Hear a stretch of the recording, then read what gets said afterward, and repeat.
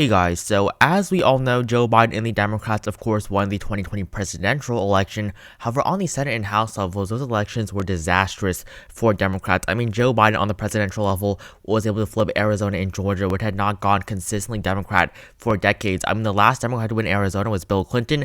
And before that, yes, it was Harry Truman. For the Blue Wall, Biden was able to rebuild the Blue Wall after Hillary Clinton lost all three of these states in 2016, and this gave Joe Biden his strong 306 electoral vote victory, and according to Donald Trump, this victory would have been a landslide. So you can take that as what it is, but Joe Biden did very well on the presidential level, being able to win the election, and basically he outperformed almost every single Democrat in the Senate except for a few Democrats like Jeanne Shaheen and Mark Kelly. But basically on the Senate level, Joe Biden did better than almost every single Senate candidate. I mean, you saw Gary Peters barely won his election here by just 0.5%.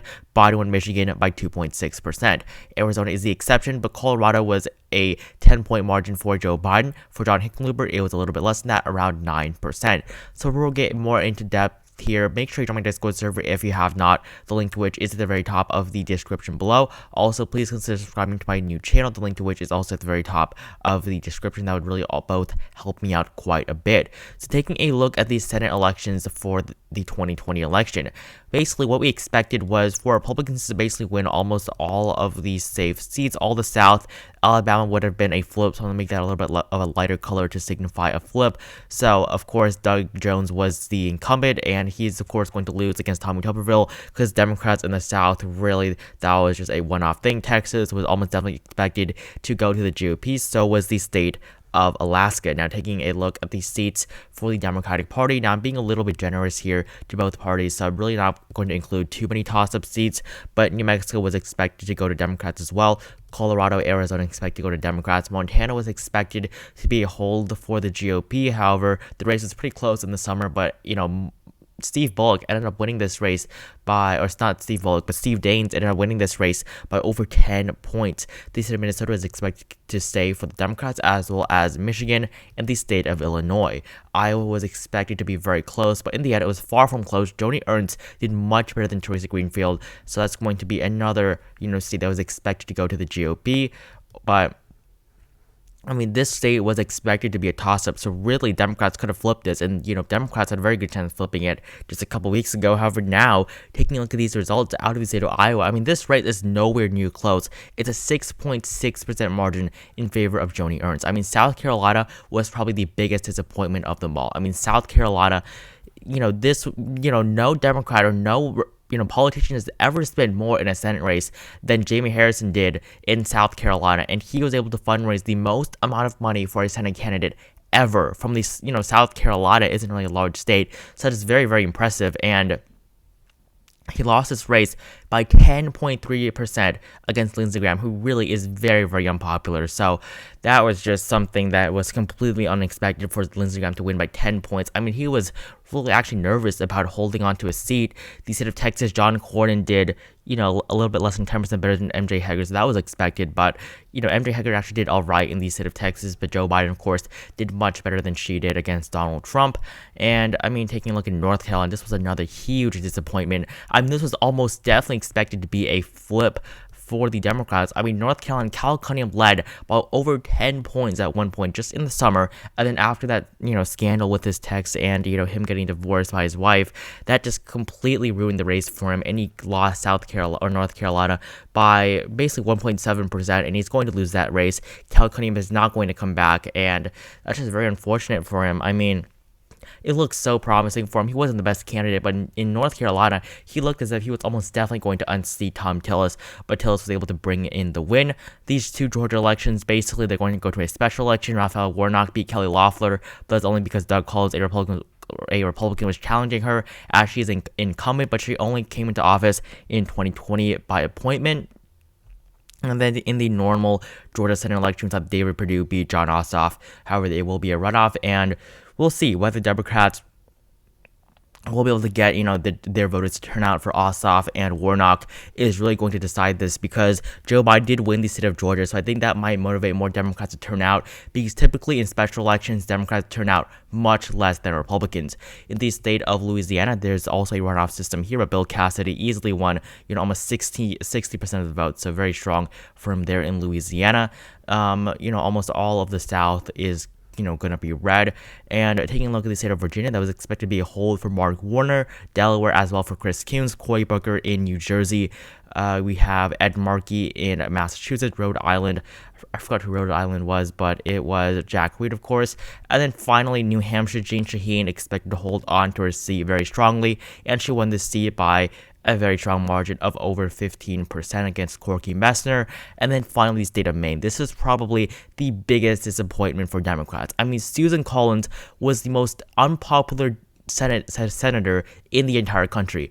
Democrats could not beat the most unpopular senator in the entire country in a Democratic state. You have to keep in mind that although she's a fifth-term senator now, she won 5 races in Maine. She might have won a race last time by over 30%, but Maine is a Democratic state. I mean, on the presidential level, it went to Joe Biden by 10%, exactly 10%, and Susan Collins was the most unpopular senator in the entire country. She was more unpopular than Mitch McConnell in Kentucky, and Sarah Gideon, wasn't even close. She lost by 7.9% against Susan Collins, and that was pretty impressive for her. She had to actually campaign this time. Of course, she won last time by 34% in 2014, but she was able to hold on to her seat, and that really was a huge disappointment for Democrats. Same with North Carolina. I mean, Tom Tillis won a seat, pretty comfortably in 2014, and then now Cal Cunningham, facing off against Tom Tillis, who is not popular in any means, and was expected to do so well here, winning by almost 10% at one point, but he just completely underperformed. So did Sarah Gideon in Maine. I mean, towards the end, it looked as if Sarah Gideon was almost definitely going to win this race. Towards the end, North Carolina was looking a lot closer, but in Maine, there were no signs that Susan Collins was experiencing any sort of surge towards the end of the race. Gary Peters, probably one of the most uninspirational people you can think of to have in the Senate. He was able to hold on to his seat in Michigan. I think that's a good sign for Democrats. You don't need someone to run against Trump for Democrats to win in Michigan. So that, I think, is a positive sign for the Democratic Party. New Mexico, Ben Ray Lujan is going to win. He's not an incumbent, but there's no incumbent in New Mexico this cycle. But he'll hold on to the state. I mean, still worse than Joe Biden's margin here in the state of New Mexico. Biden, of course, won this state by over 10%. And then the state of Colorado, John Hickenlooper, like I said again, did worse than Joe Biden. And then the state of Arizona, Mark Kelly won this race by around 2.4%. That was a lot smaller than expected against Martha McSally, but still, he won his race. But, I mean, on the presidential level, is a lot closer, only 0.31% for Joe Biden. So, Mark Kelly, as I've been saying this whole time, was a very, very good candidate for Senate in Arizona. He definitely did very, very well. And now there will be 2 Democratic senators, along with Kyrsten Sinema and Mark Kelly, 2 Democratic senators in the state of Arizona for the first time in basically over half a century. The state of Oregon, Jeff Merkley obviously going to win his seat, but by less than 20%. Montana, Steve Daines, of course, beat Steve Bullock, who was, doing pretty well at one point, but just completely fell apart. Minnesota, Tina Smith was able to win by around 5.3%. That's around half the margin that Joe Biden saw here in Minnesota. Not half, but it was 7.1%, so considerably less than Joe Biden's margin. The state of Illinois, Dick Durbin, of course, won his race here by a pretty comfortable margin as well, a little bit over 15%. So the Senate races, basically the solid seats, of course, went to their respective candidates, but Maine, North Carolina, those were the 2 main disappointments for the Democratic Party. Basically, Maine was expected to go blue, but it ended up going red. North Carolina, same thing. It ended up staying red as well as South Carolina, another major disappointment for Democrats. They pumped so much money into that race. Georgia, they're going to be pumping as much money as they can, the Democratic Party, into Georgia at this point in time so they can flip those 2 seats. And the state of Iowa, of course, another huge disappointment for the Democrats. Teresa Greenfield's campaign was looking so promising, but she ends up losing by 10%. Not 10%, but 6.6%. But taking a look at Georgia, honestly, I can see David Perdue definitely winning. unless Democrats can increase their turnout, because of course less people are going to vote anyways, on the Republican and Democratic sides, but more Republicans do typically vote in these special elections. But Jon Ossoff needs to get so many voters out if he wants to win his seat. I mean, it's going to be a difficult struggle for him. Raphael Warnock, running against Kelly Loeffler with the support of Doug Collins now. Of course, Raphael Warnock only won by 7%, and he only won 32% of the vote. So he has to gain that majority over Kelly Loeffler, and I just don't know if he can do that. David Perdue, same thing.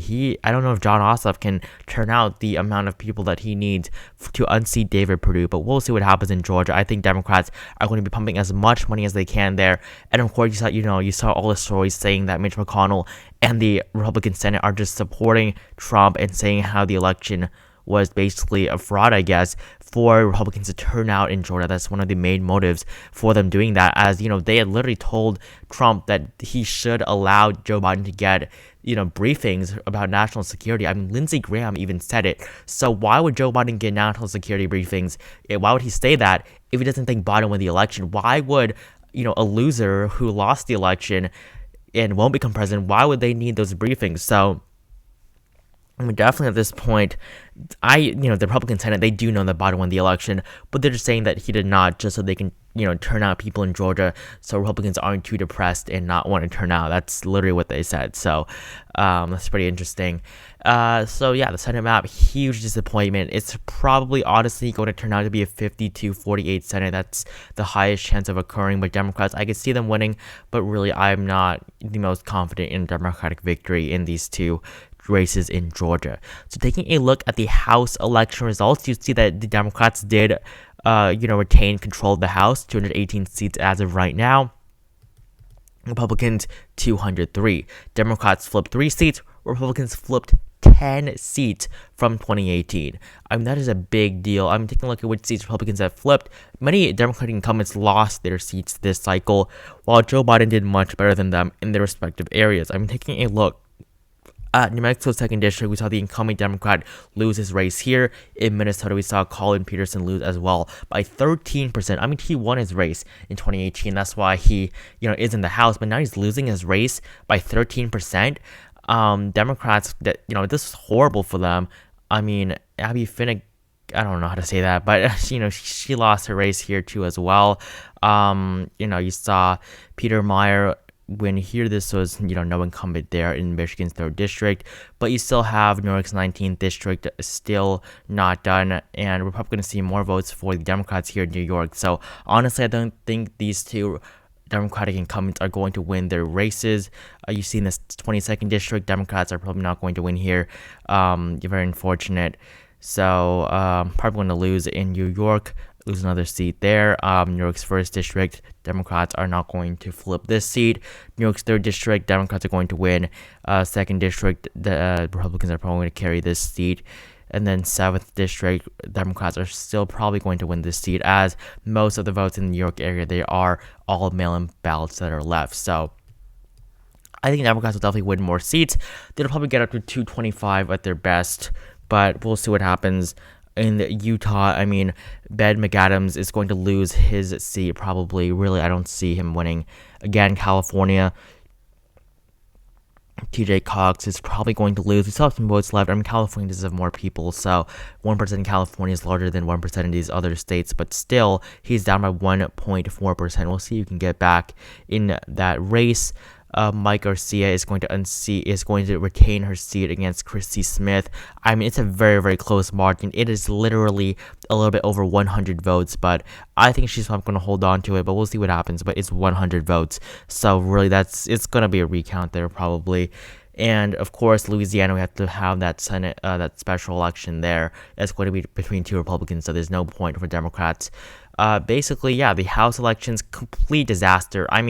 They were expected to, either not lose seats or gain seats. The most likely possibility, I believe, on 538 was that the Democrats would not lose seats or gain seats.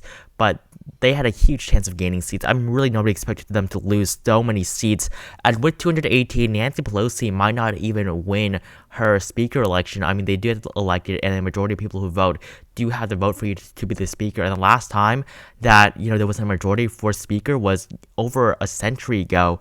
And Of course, Nancy Pelosi was a speaker from 2006 all the way to 2010 when she became the minority leader because, of course, Republicans took control of the House. And then with her leadership, they were able to take it back in 2018, by a very, very large margin in 2018. It was a great night for them in 2018, but this time, really not really. And in 2022, with Joe Biden in the presidency and, typically presidents, unless they're doing very, very well, they basically always lose the House, and Republicans are probably going to gain even more seats in 2022. So Democrats might even lose the control. But many Democrats, especially on the left, do not want to vote for Nancy Pelosi. So we'll see if they actually do. That'll be pretty interesting if she does not win her speaker role. But really, are there really any strong Democrats to challenge her? Not really. It's just whether Democrats will vote for her or not. It's not going to be a Republican leader. Democrats are going to make sure that does not happen. But really, the generic popular vote, 50.4% to 48.2%, that is absolutely disappointing. It was expected to be 7-8%, not 2.2%. So Joe Biden won so many more votes than House candidates. 78,700,000. Take a look at the House elections, 74 million. That is literally over 4 million less votes in the House than on the presidential level. So basically, the House races and the Senate races were complete disasters for Democrats. They're definitely going to have to figure out what they did wrong and improve on that in 2022, which will be a much more vulnerable year for them. 2020 was expected to be a very good year for them. The map was looking pretty positive for them until, basically election night. And in 2022, we're seeing Biden as the president. He's probably going to lose support, for the Democratic Party because of, him just being in office, and the people are always going to be unhappy with the president's doing. That's why Trump lost it in 2018, but won it big in 2016. So we'll see what happens in those special election races, and these two races are definitely going to be very, very interesting. But the Republicans do definitely have the edge in these two races as of right now, unless they can pull off a Joe Biden and flip these two states. So thank you guys all so much for watching this video. Make sure you like, comment, and subscribe. Join my Discord server as well as subscribe to my new YouTube channel. And I'll see all of you guys in the next video.